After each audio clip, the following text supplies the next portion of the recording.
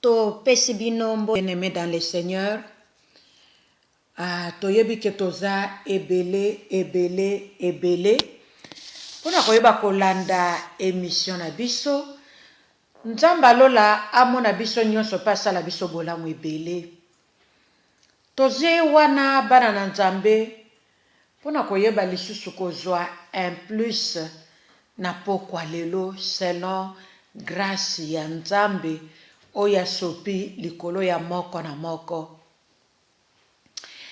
Toye nesengo mingi na mitema na biso radio Pain de Soir na bandaku na bino 100% Jésus-Christ mokonzi pe mokokisi na bilaka. Ba mama toye kolobela lisusu na lika moko ya motuya monene na bomo ya mama mo Kristu. Bizaleli ya malamu ya mwasi mo Kristu. Tolingi tolobela tolingi totalisa mwa bizaleli mwa makambo yekosala ke mama mo Kristu asala mwasi malamu. Attitude d'une bonne femme. Qui dit bonne femme, ça veut dire qu'une femme chrétienne. Parce que kozala mwasi malamu, eza na kitoko physique te. Eza na elateli te. Eza na bozwi te. Wana ezali oyo ezali koya kokomplete oyo Nzamba yebisa biso ke akela biso pe apesa biso oyo esengeli po biso tozala bato na esengo. O toza nango bilamba ba voiture bani eza malamu me yango eza matabisi. Ya motuya ezali maloba na Nzambe na kati na bomo ya mama. Les attitudes d'une bonne femme. Bizaleli ya mwasi malamu. Mwasi malamu aza une femme chrétienne. Ça c'est très important. Mwasi malamu azali mwasi oyo azali une femme chrétienne. Mwasi otobengi na lingala na biso mama mo Kristu. Mwasi mo Kristu. Ye wana abengami ya kozala mwasi ya makambo ya malamu. Na lombango tokotanga sango malamu ya Yesu Kristu na kati na maloba na ye ne bandeli vraiment na buku ye bandeli na Genèse chapitre 2 verset 15 à 17. Tozongeli pona yo mutokomaka Genèse chapitre 2 verset 15 à 17.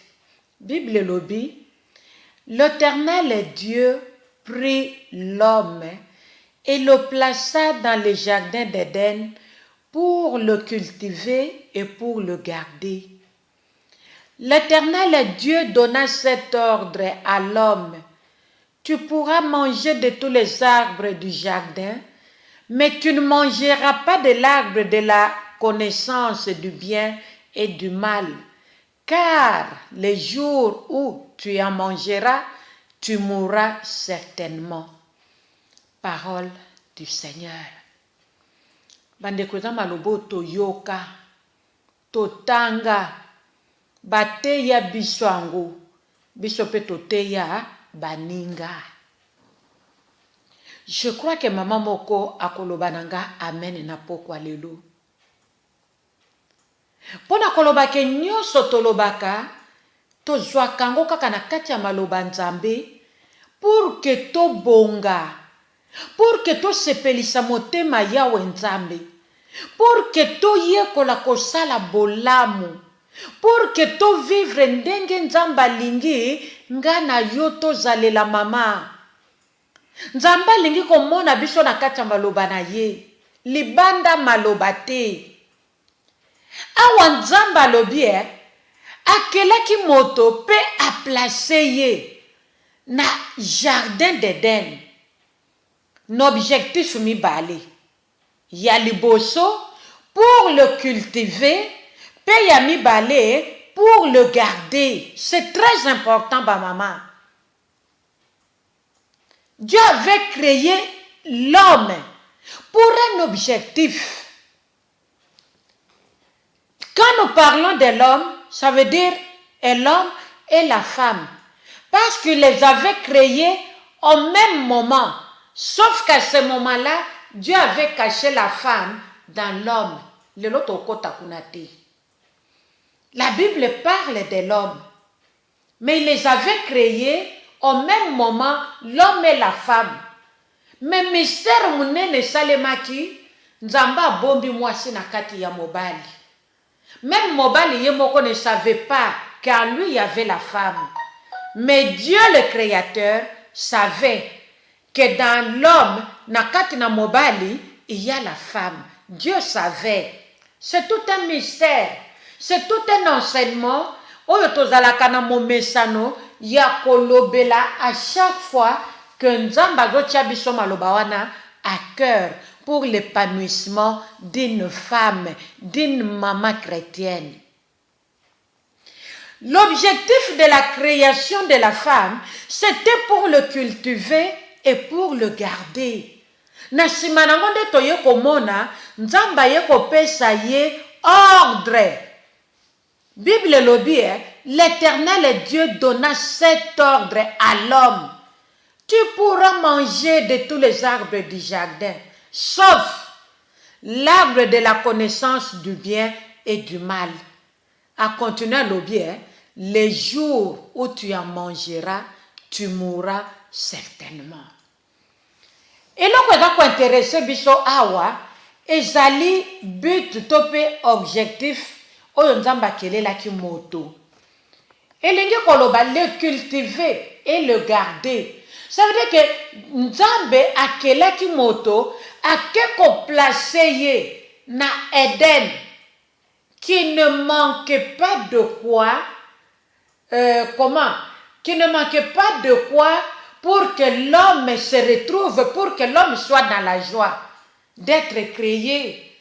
Dans l'Éden, rien ne manquait pour que l'homme adore son Créateur, pour dire que, oh, j'existe par la grâce de Dieu, qu'il soit béni, mon Créateur, qu'il soit exalté, mon Dieu à moi, celui qui m'a créé sa ressemblance. Voilà l'objectif. Oyo Nzamba kelelaki moto.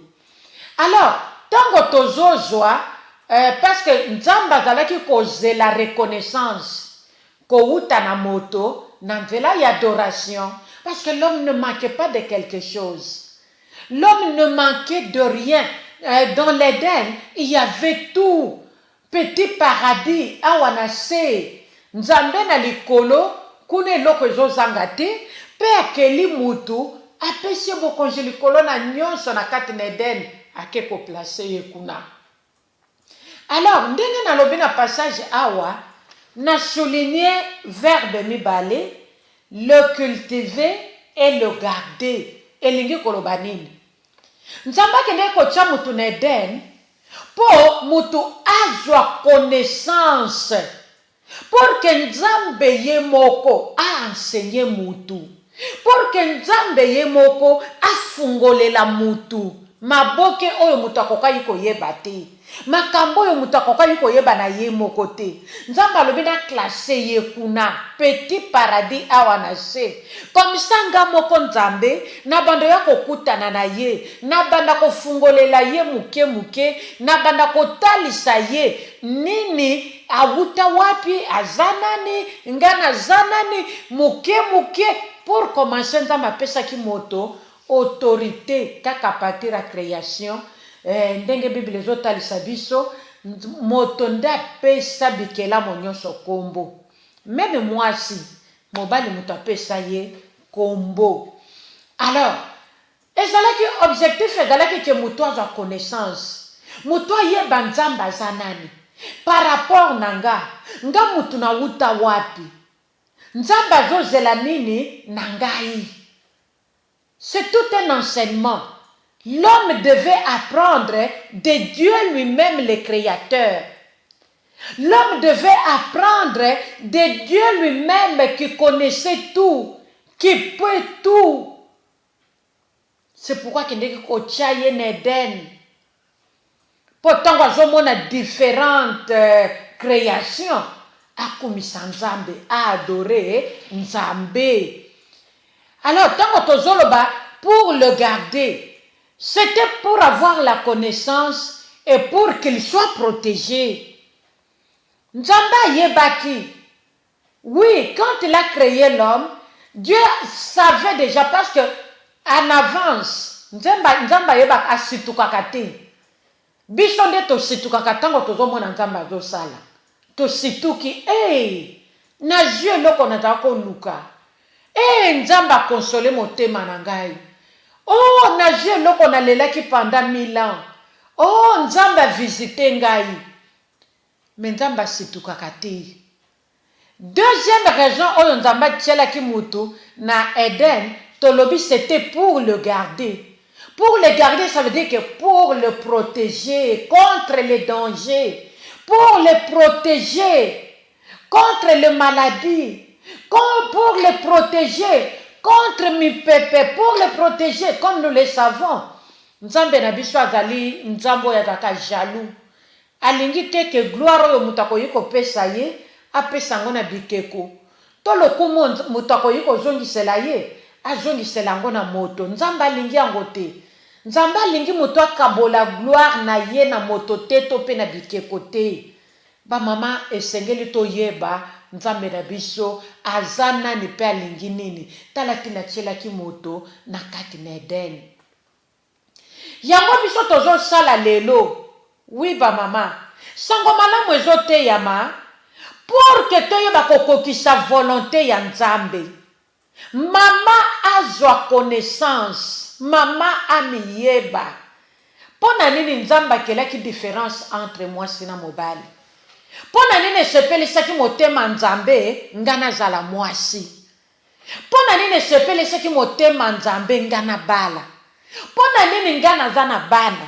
Pona nini Nzamba memanga na poto. Pona nini Nzamba bali sanga na mobali oyo. Pona nini.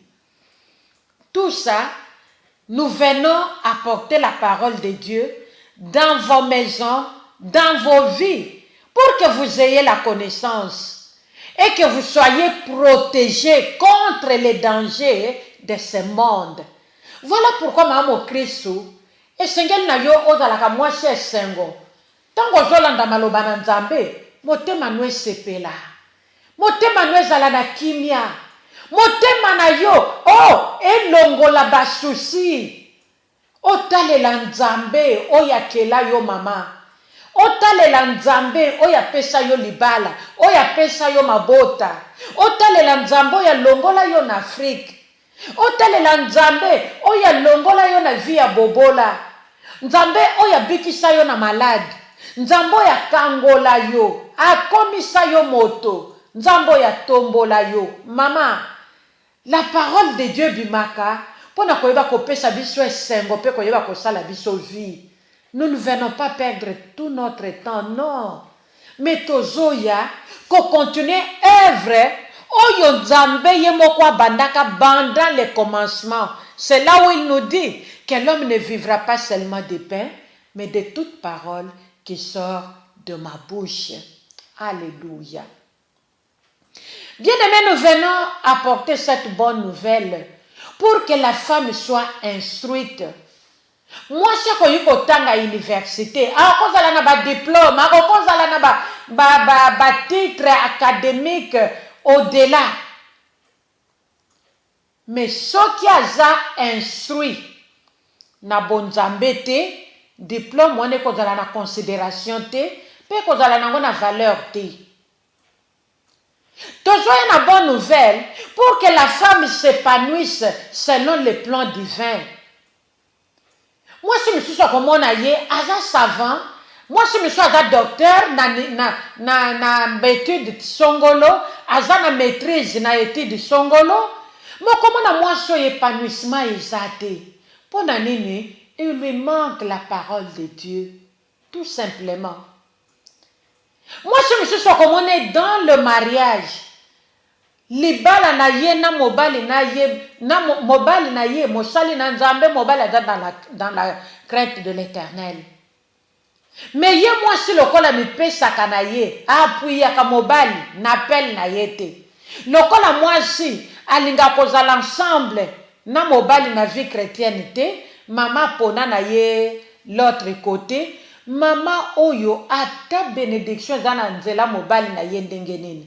Moko mone vangala épanouissement na vie chrétienne eza te, épanouissement na vie sociale eza te, épanouissement dans tout domaine de sa vie eza te. Concordance kutu na mobali abala ye eza te. Pona nini? Il lui manque la connaissance que nous recevons dans la parole de Dieu. Talatina lelo toye kolobela les attitudes d'une bonne femme. Quelle est cette bonne femme oyo esengela zala na bizaleli ya malamu? La réponse est claire et nette. Ezali mwasi mo Kristo. C'est une femme chrétienne oyo esengela zala mwasi ya bizaleli ya malamu. Oyo akoyeba ko rendre gloire epai na Nzambe. Yango lelo na pokwa lelo bizaleli yango eza nango ebele tokotalisa makambo ebele me tokena biso na kokima te parce que tokotia temps mingi na koyeba koexplike oyo tozwi lokola révélation na nzela molimo santu na Nzambe pour que maman a saisir opportunité, pour que maman a comprendre eloko nini esengeli na ye kosala pour que azala mwasi selon Nzambe et non selon diplôme na ye oyo mokili epesi ye. Likambo liboso tozokende na kolobela to pe kosouligner tolobi kozala une femme de parole. Mwasi mo Kristo esengeli na ye azala mwasi une femme de parole. Na français zo sonne bien être une femme de parole. Na tango mamo ya zo loba batu bazoyeba ke oui moto azo loba. Na tango yo mama zo bimisa pe ide na likambo songolo bato baza tout autour na ye bazo réaliser qu'aza moto aza eloko te parce que l'autre fois mwasi azalaki eloko dans la société ezala en Europe ezala en États-Unis partout dans le monde mwasi azalaki na considération ata moke te. Mwasi azalaki eloko qui pouvait considérer la femme. Pour commencer, babote ya tango na bakoko na biso barrière arrière parents nos ancêtres tout ça bazalaki ko préférer balakisa bana ya mibali misala ya maboko à un moment donné classe l'air mindele bakiti na Afrique babana ko préférer kotinda bana mibali na classe que kotinda bana basi. Même ici en Europe biloko na c'était dans le monde. Qui pouvait écouter la femme? Qui pouvait donner la parole à la femme? Quelle est cette femme qui pouvait se lever devant les hommes pe azomaloba? Quelle est cette femme qui pouvait s'asseoir avec son mari à table balia ensemble? Moi c'est azalaki toujours na cuisine. Même ceux qui acheli mobali na mesa ya zongi na cuisine na bana nekuna. Akoyiko s'approcher na mobali te. Mais chose bizarre, malgré que les choses étaient comme ça, mokomo na yena mobali ne bazo bota. Na moyu mwasa zakuna.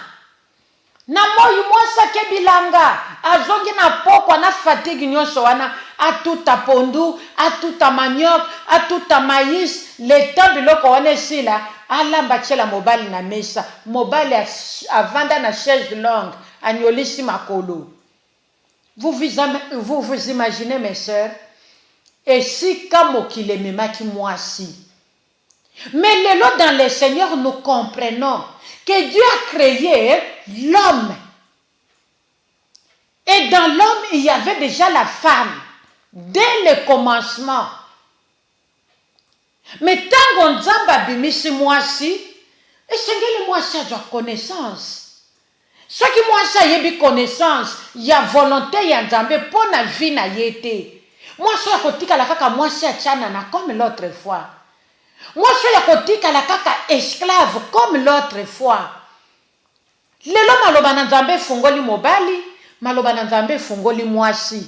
Même l'homme a fini par comprendre que moi ça va esclave te. Elle est créée comme moi. Ngana yeto kelama au même moment. Sauf que mystère, li kambo monene ya bonzambe salema, nzamba bomba ki mwasi kati na ngai, même nga mobali. Nazaki koyeba te ke mwasi aza kati na ngai. Bien aimé, eloko ya liboso, oyo tokoyi ko souligner, être une femme de parole. Na kozala une femme de parole, tokomeka ko expliquer ngo mukie pona koloba ke eza malamu na boya makambo 1000 bandeko tolanda na bokebi. Eza malamu na boya makambo 1000 ke kosala promesse non réalisable. Na koyi koloba ngana lingala pona koloba ke malamu na boya na ngai likambo eza mabe. Oyo ngana yebi en tant que mwasi ya Nzambe, mama mo Kristu na koki kosala ngo te ke nabimisa naloba wi pe na nsima nango na boya kosala ngo to na réaliser maloba nga na lobi te. Wana eza malamu te. Ça veut dire que mwasi mo Kristu bizaleli na ngai esengeli nazala une femme de parole. Soki na bimisi likambo na monoko na ngai, ça veut dire que likambo wana eza pona gloire ya Nzambe. Pe soki na promettre mutu na likambo oyo nga na yebi ke eza biblique, mama mo Kristu na yeba ko réaliser yango. Na yeba ko kokisa yango. Pona lokumu ya Nzambe wana.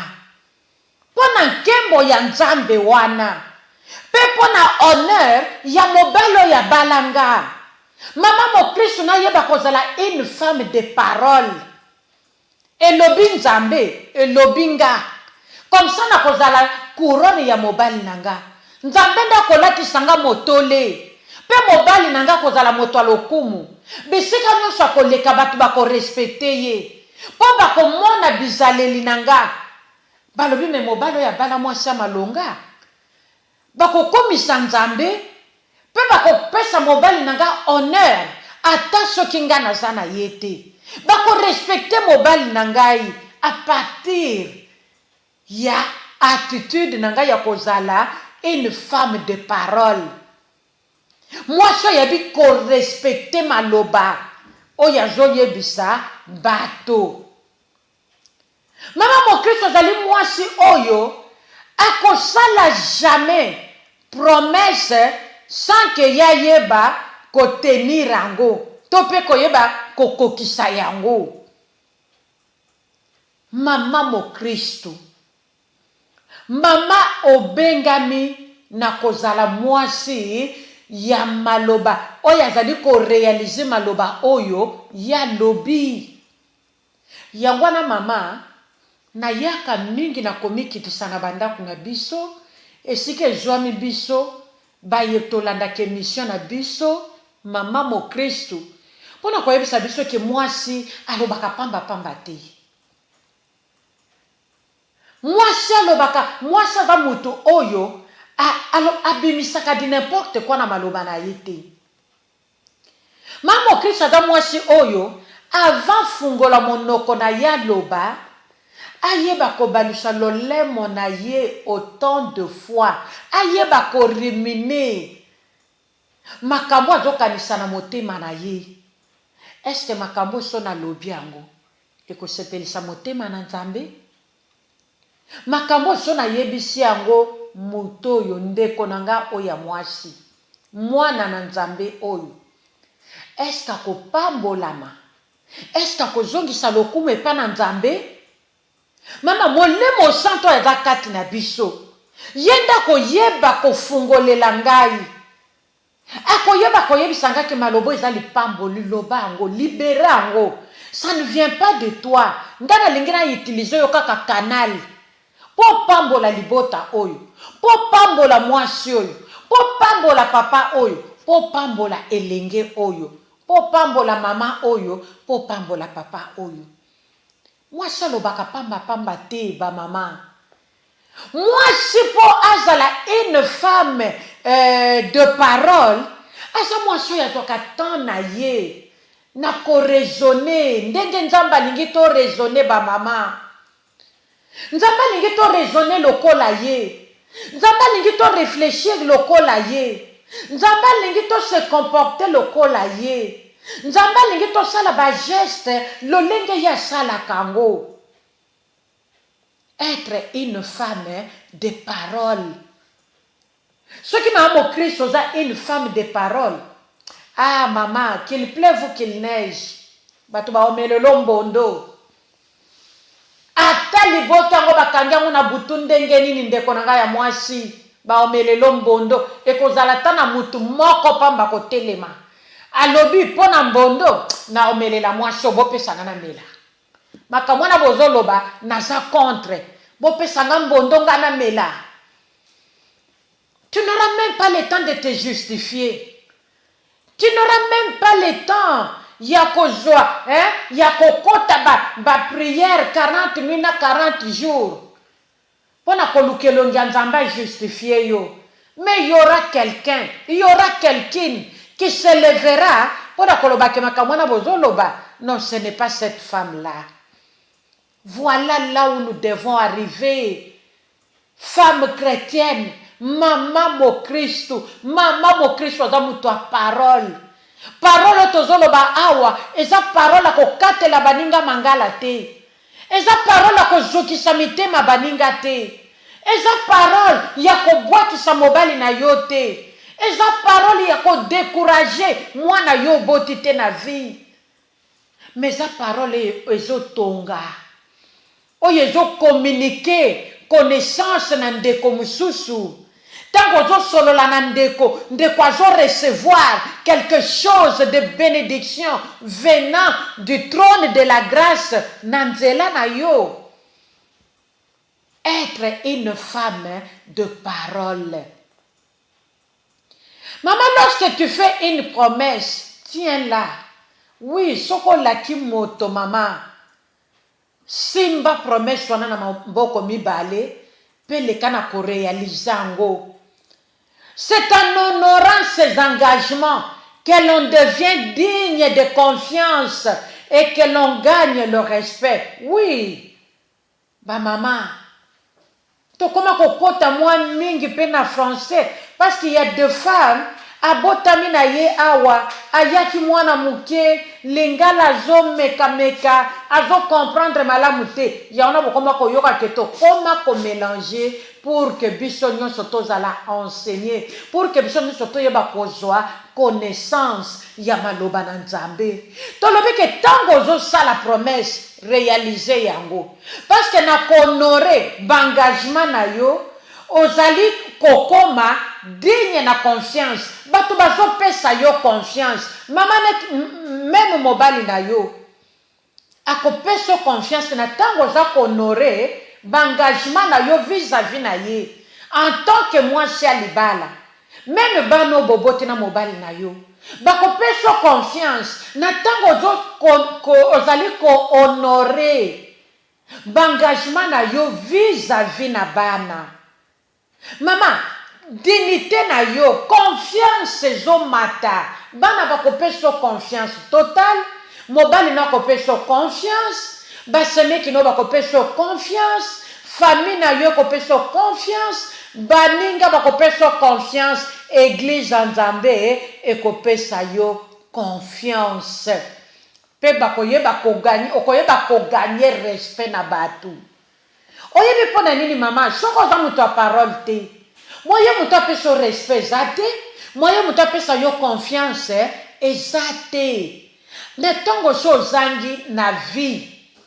Ozalaka na respect te, ozalaka na confiance te, mama Kristo yebi sangai. Siko ki mama mo Kristo na yo kozala ya likambo nini? Soki nanu moto Nzamba keli apesi yo confiance te. Kaka tata na lola ndako peso confiance. Soki moto Nzamba keli biso na biso to pesa ni respecte. Bongo tozo zela nani yango aya ko peso lisusu respect. Jusque là toza kaka na premier point oyo tolobeli être une femme de parole. Likambo mibale, s'affirmer et prendre ses propres décisions. Oui, maman. Comme une misake yope okoki. Oui. Comme une misape, maman.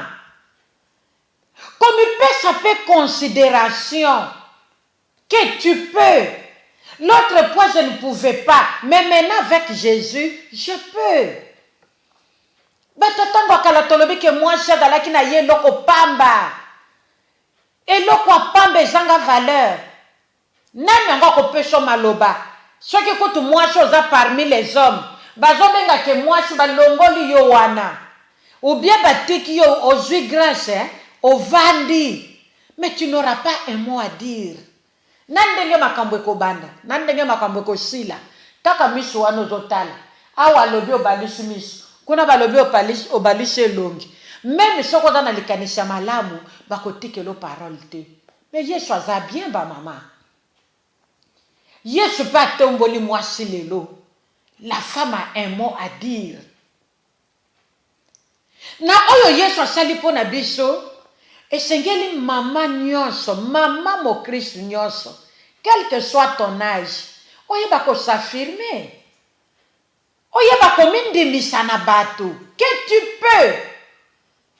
Que nakoki pe. Nakoki.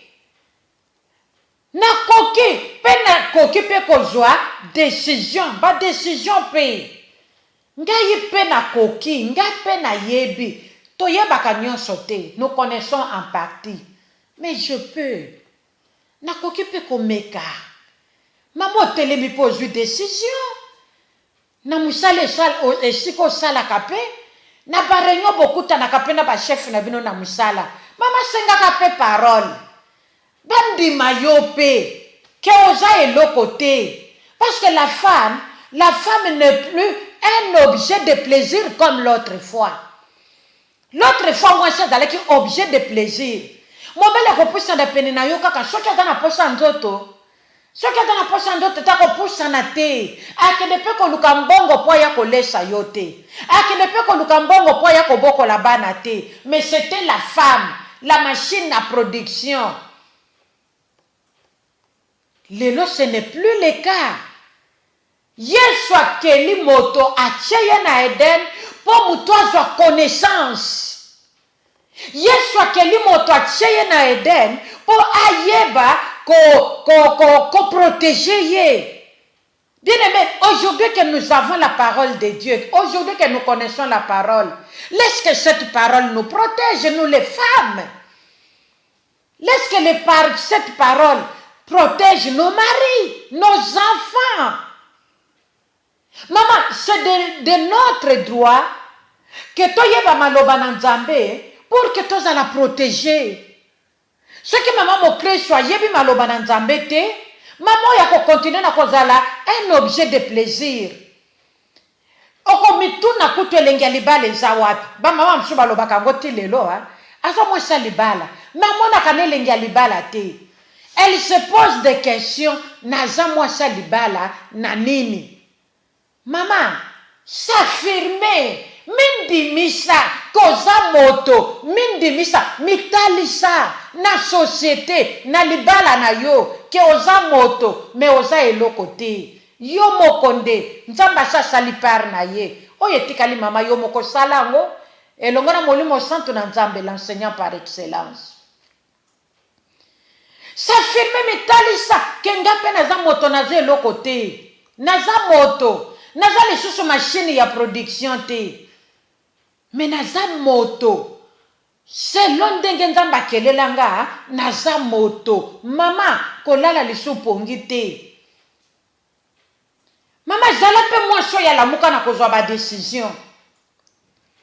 La connaissance donne le pouvoir mais la force de caractère entraîne le respect. Oui, boyebi ya maloba na Nzambe ezopesa biso pouvoir ya kotelema pe liboso na bato koloba quelque chose kasi caractère ezali komema respect. Maman, tu ne peux pas t'affirmer ce qu'ozali mwasi ya ozali pondu ya matanga bolimbisanga na terme. Okomana jeune fille mususu alobi, jeune fille to femme seule, oyo kino lelo na balité, jeune fille célibataire. Na moi je suis d'un certain âge na no balate. Wana eza makamuna bino basi mabala. Wana etali bino basi mabala. Ngate, ngana dosala na nuvina nga. Ngana kokanga makolo na ngana kotia ciseau, mukolo na kobala. Mais le colonel n'a balité. Dieu permet. Moi, je suis célibataire. Makamone est talibinote. Te, ma soeur. Malobana nzambe. Et bimi pona mutu nyonso. Pona mutu nyonso. Maman, si tu es célibataire, lata ciseau. Tiens ma colono ciseau. Dieu ne permet pas. Dieu ne permet pas. Ma soeur, ma fille. Dieu ne permet pas. Avant le mariage. Tiens ciseau. Moi c'était que ok, même na kata ndako mabala. La fois passée je bénis le Seigneur il a dopé sa biso ba sujet tolobela ki sur l'adultère. Okomona moi c'est na kata ndako alibala na yebite posa ya nzoto ango na niveau nini ango azana mobali na ndako mazo tonda ne mobali wana te. Aso luka kende libanda. Non ma sœur, ya ona na linga yebisa biso na lobby Maman mon Christ, lorsque nous parlons de s'affirmer, peut-être y a pas décision dans la vie, maman, joie décision, me bête la pétolo, talisa bango kenga na pondo matanga te, na pondo matanga te, plus nous so keika oui, boulevard, oza lokola boulevard, moto azo mene vie ndengo na lokola boulevard, mituka nyonso koleka, na bimba mbala. Na oyo eza na chercher uti na usine na oyo se saliba inane na oyo ba marque nyonso mituka ba pekisaka moteke yo marque oyo koleka wate non essentiel mutuka na nge tambola essentiel mutuka na yo ezala bon état okoleka na yo ko circuler na yo okozala na mutu ko déranger yo te non maman tu n'es pas un boulevard non maman. Tu n'es pas un boulevard. Maman, mon Christ, affirme-toi et prends les décisions, maman. Si l'autre fois, vous allez qui pondo matanga na sina les kabiso, ça veut dire ceci. Na muto ya liaka pondu te. Mais ce qui a kena matanga, ba présenter ye pondu akolia parce que na nzala. Peut-être alala kiwana. Peut-être ayaki banda tongo, peut-être banda songo matanga ye yazala kawana autant de jours. Akolobana matanga te kingana kolia pondu te. Elle est obligée, nous parlons de la maman, elle est obligée de manger les pondu ya matanga. Ezala mabeto kitoko essentiel alia azo faire amaya mela pe a continuer nzela na ye. Mama yoza pondu matanga te. Ce qu'on a qui pondu matanga hier. Aujourd'hui, décide-toi, maman. Prends des décisions. Talisa Batou, que tu es la femme selon Dieu, mais tu n'es pas la femme selon le monde comme l'autre fois. Affirme-toi, maman. S'affirmer et prendre des décisions.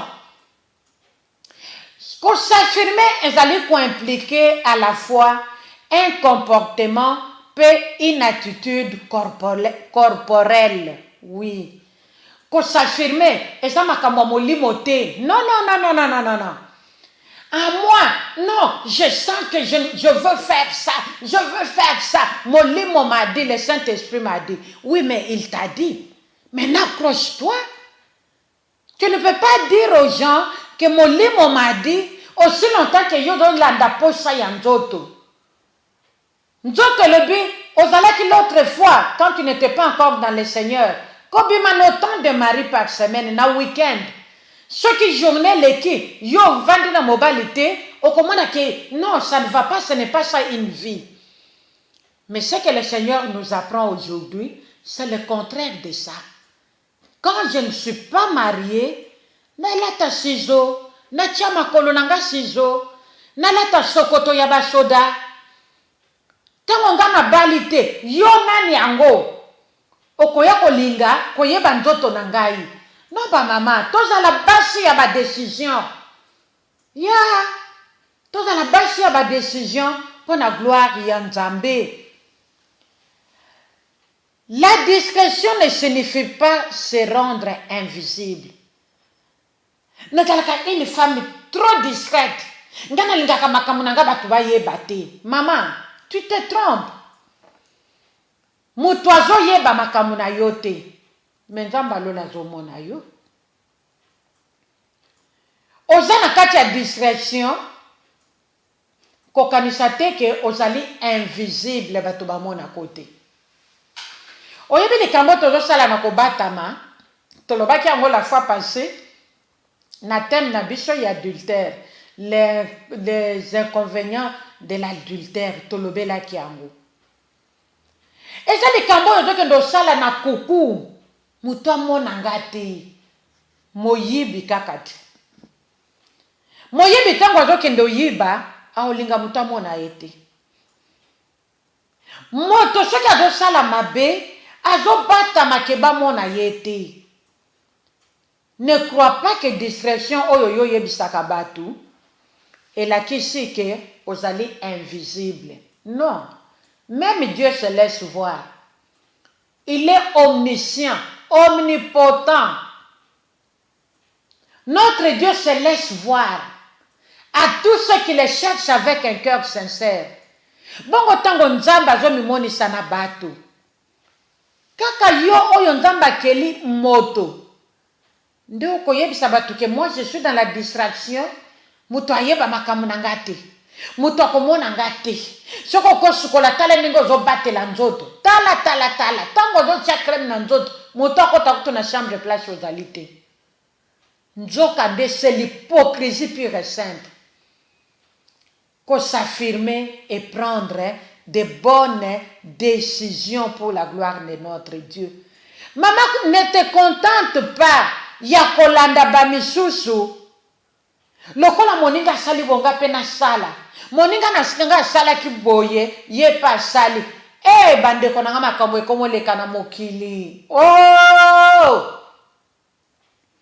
Lokola moninga zwaki libala na nzela ya koleka na émission songolo ake kopesa ba condition ya mobali oyo ya lingi na vie ake koyebisa ndenge ya zali mobali pe oyo alingi kolanda ye comme ça moninga nanga sala kibongo abala pe libala malamu tikanga pe na kende malanda ngulu emema biso na réussite te ba mama soki mama moko a réussir vie na ye na modèle wana yo lingi kolanda ye aza modèle pona yo.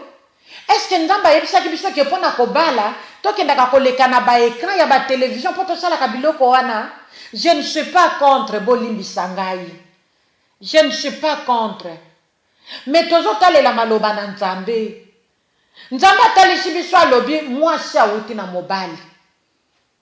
C'est comme ça qu'Adam, tango nzambe abimisi code asali Ève, akena yepa Adam. C'est ça la création de mariage. Qu'est-ce qu'Adam veut dire? Voici cette fois-ci l'os de mes os. On l'appellera femme, car elle a été prise de l'homme.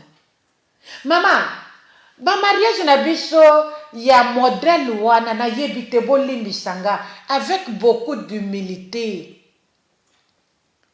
Tu crois que ezali nzela oyo nzambe a tracé pona yozwela libala? Non seulement ça kokende na ba émission, koleka na ba écran, kotiaka na ba Facebook, ba mariage ezosalema nango, je ne suis pas contre. Mais toluka d'abord na s'affirmer nga moko pe na yeba kozwa ba décision selon baloba na nzambe, selon omolimo azotinda nga na sala. De peur que ndeko mususu yezalaki nzela nzambe atrasaki pona ye azwa mariage na Facebook, azwa mariage na koleka na émission moko na écran, mais yo ezalaki nango bongo te. Okeboye yokanisi okutani na moto normal, nzoka ndo okutani na ngando ya ebale.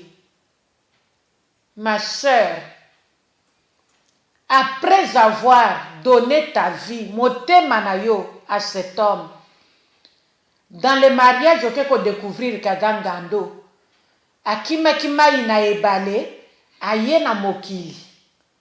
Tango abali yo, amoni ke no, na si na juye, abandi ko bimisa sikoyo, batitude na ye ya ngando. Ngando ko yuko vanda na mokili éternellement te. Il faut azonga kana kati nebali. À ce moment-là, okuteni na ba problème. Okosala lisusu ndenge nini. Maman, affirme-toi. Ah, ndima ke ndamba kelanga mwasi. D'abord pour le mariage. Ça veut dire que quand on est quelque part, ngana melaka vera maya malili. Na vanda na zela tango ya nzambe. Et au jour du Seigneur, ma sœur, qu'il pleuve ou qu'il neige, okobala. Et le kume kozonga epai na nzambe. Tozolo bela, mwasi ya bizaleli malamu. Mwasi ya bizaleli malamu akoyiko tulate. A moins que nzambe ye moko, alinga ke obala à un certain âge. Même ceux qui va kangeli yo ba goutte na famille, même ceux qui va kangeli yo ba goutte na quartier siko botame siko kolela, même ceux qui va kangeli yo ba goutte na koko wana na tata mwasi wana, mais yo zala mwasi selon Nzambe et au temps du Seigneur, Nzamba kotelema kotalisa mokili que c'est lui qui décide les attitudes d'une bonne femme. Ah, moi c'est là, moi je dois faire décision. Kozala no malandangulu te tolobeli yango. Likambo misatu s'estimer à sa juste valeur. Ah, komi linga selon valeur na yo. Maman, moi si aza moto yemoko amipesaka d'abord valeur. Parce que ce qui nga moko na mipesi valeur te, moyen moto apesanga valeur ezate. Et la valeur marche de pair avec la considération. Ce qui nga moko na mipesi valeur te, ça veut dire que moto akolinganga na valeur wana te, moto akoconsidérenga pe na valeur wana te. Awa na lingi na loba tout simplement que soko lingi batu balinga yo, commence par t'aimer toi-même. Soko lingi batu balinga yo mama nazo zongela yo moko milinga. Soko lingi batu ba respecter yo moko d'abord mi respecter. Okomona ke batu libanda bako linga yo, okomona ke batu libanda bako respecter yo. Et sengelo yeba ke mama tu vaux, hein? Et sengelo tu dois savoir ce que tu vaux. Et sengelo yeba valeur yo zanango. Maman ne te sous-estime pas. Comme kakolate, comme boyate maman mo Christo. Comme kakolate, comme boyate. Maman banda ko beta tolo, mi lobaka yomoko. Kenga naza n'importe qui te. Nga naza moi sa valeur. Je ne suis pas n'importe qui. Je vaux mieux plus que 10 000 euros dans mon compte par mois. Naza la valeur ya koleka 10 000 valeur, 10 000 euros par mois comme salaire. Maman, soki yo moko na no lobi yango te, mutu akolobelo makambo wana za te. Soki yo moko na no mi respecte te, mutu pa ko respecte yo aza te. Maman, ne laisse pas autrui te faire sentir que tu vaux moins que ce que tu vaux réellement. Non! Maman, kotike la mutu tango akakola yo te. Kotike la mutu tango akitisa yo te, maman. Ici, ezali kamuyal orgueil te. Non. C'est loin de l'orgueil. Nous sommes dans la parole de Dieu. Moi, nanzambe, esengela yeba, kenga naza n'importe qui te. Kozala moi nanzambe, c'est une grâce. Kozala moi nanzambe, c'est une faveur que nous avons obtenue de l'Éternel. C'est un pouvoir que nous avons reçu de Dieu. Jean 1,12. À tous ceux qui l'ont reçu, elle, la parole, a donné le pouvoir de devenir enfant de Dieu. Bible continue lobby. Kozala mwana na nzambe nzambe azopesa biso pouvoir. Parce que tobotami na nzela makila te. Na nzela ya bolingo ya papa na mama te. Nemena bolingo na nzambe. Maman, tu n'es pas n'importe qui. Beta katolo, maman. Yo moko mi pesa valeur. Yo moko mi nanzela valeur oyo zanango. Ne fût-ce que pour comprendre Jean 1:12. Mi pesa respect. Eh maman, tena kenda kako mwaso ya lakisaka nini? Nazo lakisaka kenda ta mwana na nzambe point très.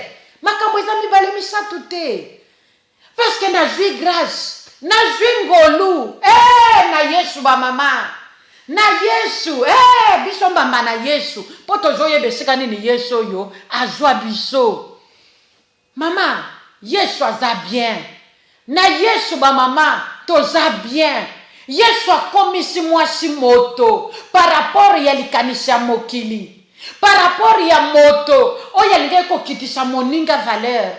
Oh, nzamba aza bien. Mamo Kristu banda kobeta tolo na koloba kengana za mwana na nzambe mi pesa valeur mi mona que 20 000 mobala ko yiko proposer ya sakana na nzoto na yo azola kisoki na kosombelo voiture mobala ko yiko nga kosakana na nzoto na yo azola kisoki na kosombelo immeuble na kino kosombelo mapangu 5 na mboka kuna na Afrique. Mama, valeur ya mapangu, valeur ya immeuble na poto ni valeur ya voiture. Mama, ekoki koleka valeur na yo mwasi na lolenge ya nzamba ta mukete. Non mama beta tolo na pourquoi lelo que je suis une femme de valeur. Je vaux mieux qu'une immeuble. Je vaux mieux qu'autant de parcelles. Je vaux mieux que voiture. Même avion kokoza na valeur na yote. Dieu t'a créé une femme, il y a valeur, il y a litomba. Lorsque Dieu te voit, oh Jésus, alléluia. Lorsque Dieu te voit, il est fier de t'avoir créé. Il est fier, ma soeur. Parce que mutumoko tako yuko tricher nzambe pour que la moto. Ah, bien aimé, mutumoko tako yuko tricher nzambe.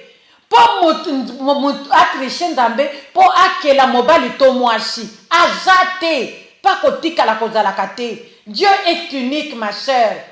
Zala unique comme ton père. Vois mona ke nganzambe ndenge akelela ngai nazana concurrente te. Nazana concurrente te. Maman, quel est ton problème? Les attitudes d'une bonne femme. Kolingate muto akakola yo akitisa yo non.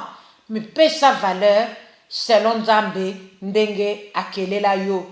Mi mona ndenge Nzambe amonelaka yo, ma sœur. Tu ne te sens pas apprécié dans l'environnement dans lequel tu es. Si tu ne te sens pas, ce que je me yoka soko ozalaka na lingomba moko baninga moko boyo tambolaka na bango to entourage na yo soko ozoyoka ke kuna ozalaka apprécié te bakitisako toujours basabolaka yo toujours babwakisaka yo toujours. Ma sœur, change ta position et retire-toi de ce groupe-là. Ah, pour moi, toi qui te sayote, ma sœur. Soko zana baninga même une église. O monika langage na bamweta ka ba minimiser yo. Yo ba tiako kaka kuna ba considéraka yo te. Maman, retire-toi de ce groupe-là. Parce que ba kozangi sa yo bénédiction na yo.